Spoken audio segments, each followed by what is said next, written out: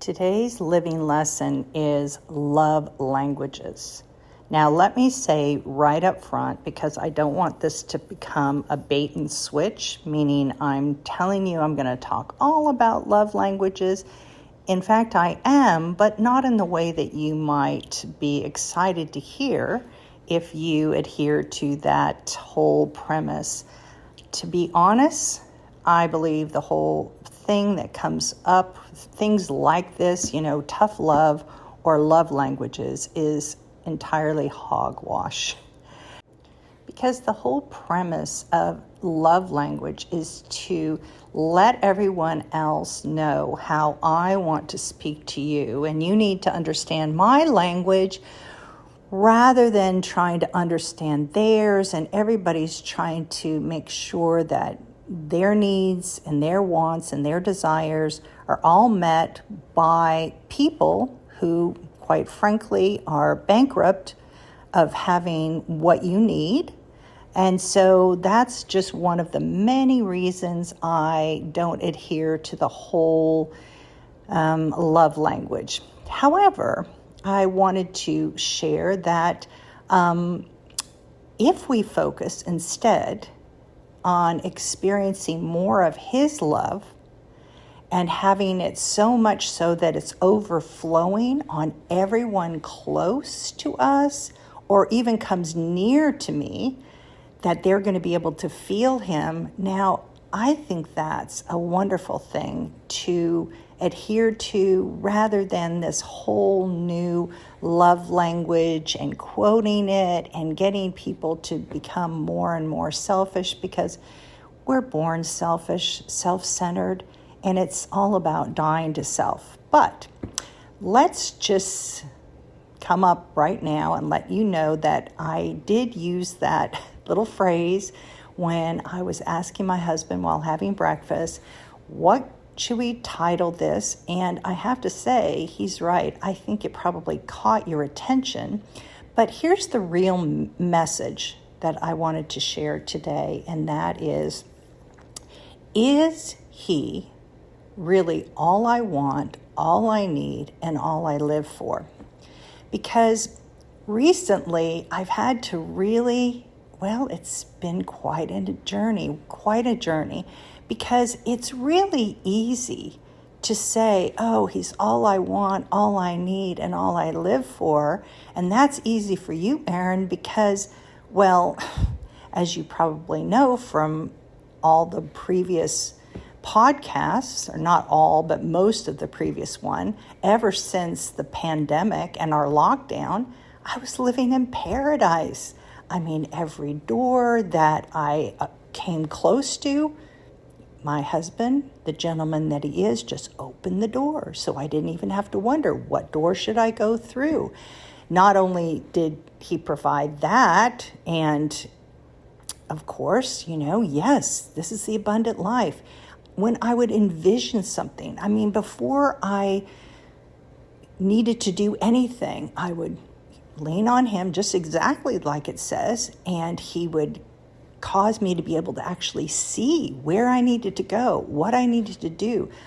So many times, hundreds and hundreds of times that would happen.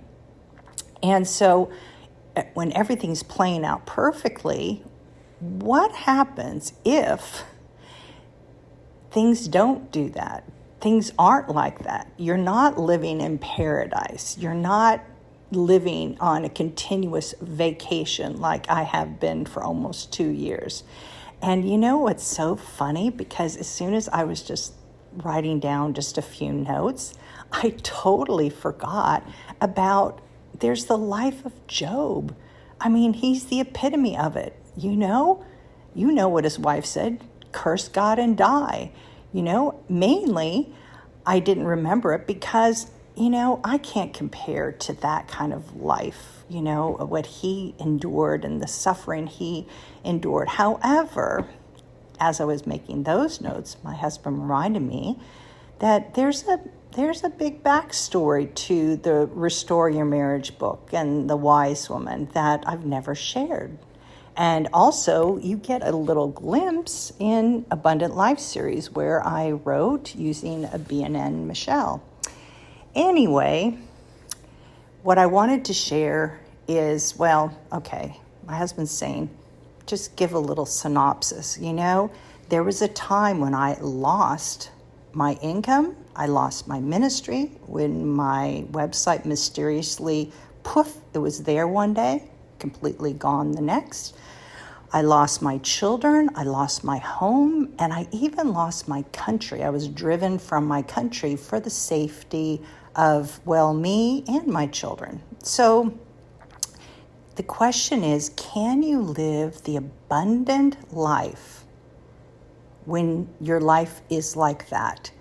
Can you remain in love? And can you feel His love in order to give His love? And I have to say, yes. If you read those books, the whole series is called, Living the Abundant Life, or the Abundant Life series. So anyway, now let's fast forward. And it's been many years. My children are all grown. They're all adults. Almost all but one is married. And I'm almost 70. And I have to laugh because I thought, am I really going to share that? Because I was asking my husband recently how to not, the whole world, especially in the United States, they fear getting old, looking old, acting old, trying to hang on to life, to youth. And I said, I don't want to go with the trend, because usually the trend is the wide road to destruction and misery.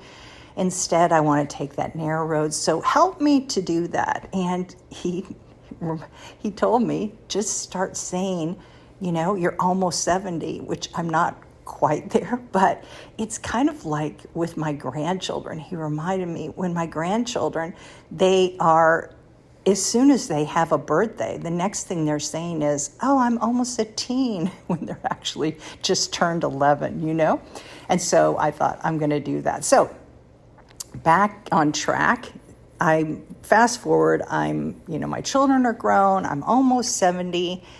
I was living in paradise, and I was on a never-ending vacation for almost 2 years. But then abruptly, everything began to unravel. And along with significant loss and, difficulties with many of our favorite ministers, were being called elsewhere. And all this while we're supposed to be expanding, bursting at seams, where you're wondering, what is going on?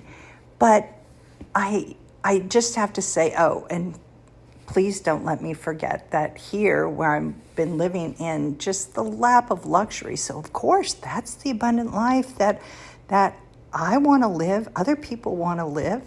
But when it's not that, and where I'm living now, even though I'm still in the same area, I've moved to what my family fondly refers to as Nicaragua. And that's nothing against Nicaragua, though I haven't been there. My daughter went there twice. The ministers have gone there twice. But it's not the USA.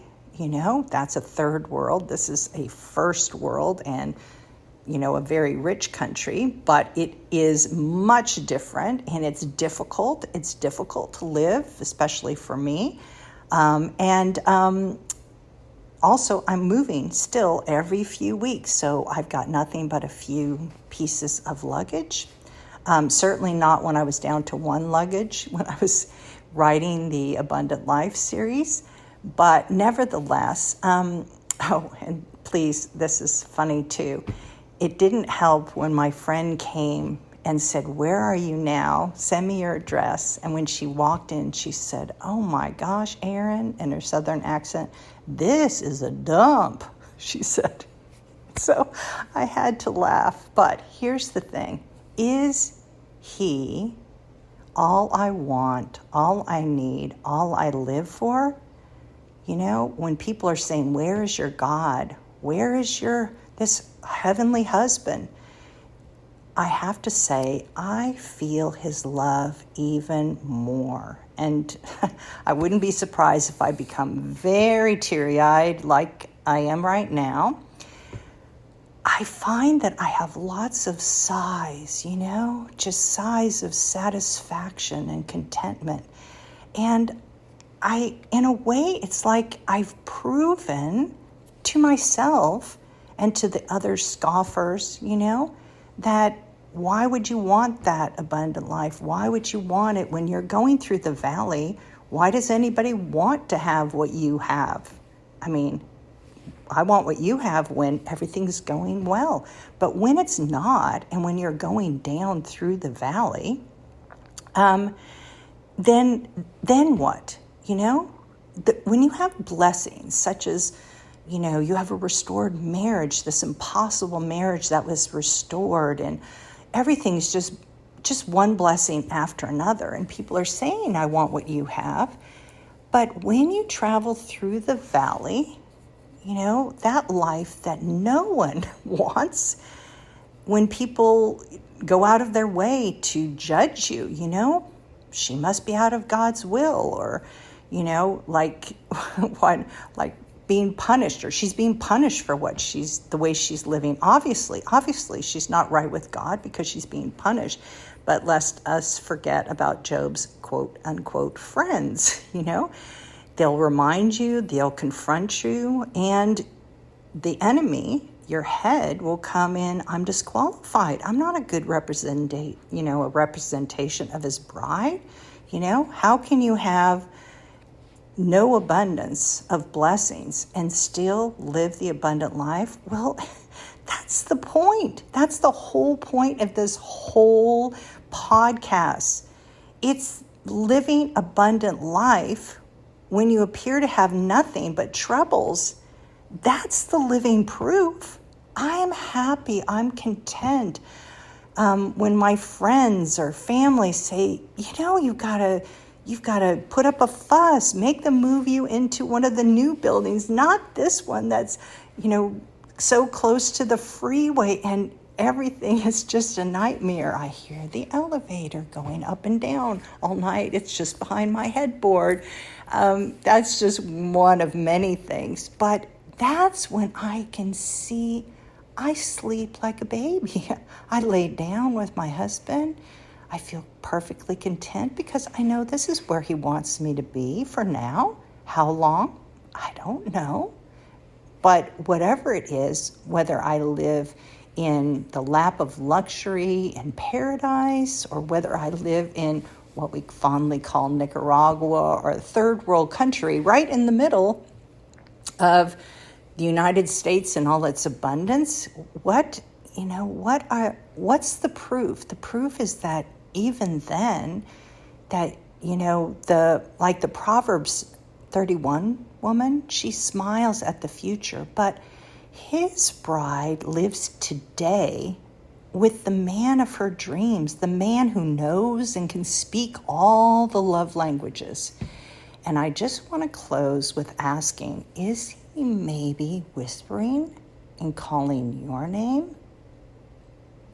So that ends this podcast. And if you enjoyed this, if you're grateful for the message that I brought to you from compliments of my husband as we were having breakfast and the notes that I made, if you love it, comment, put up a heart. And I would most, more than any accolade or praise, or I loved your podcast, I'd love to hear your testimony if you've lived that, if you're living this in any degree, or just share your heart. We'd love to hear, and also at the same time, ask who to share this with that might say, wow, this lady is crazy, but I think this friend or this sister-in-law or whatever would enjoy hearing it. And also, if you want to record, if you're a minister, record your own testimony with the same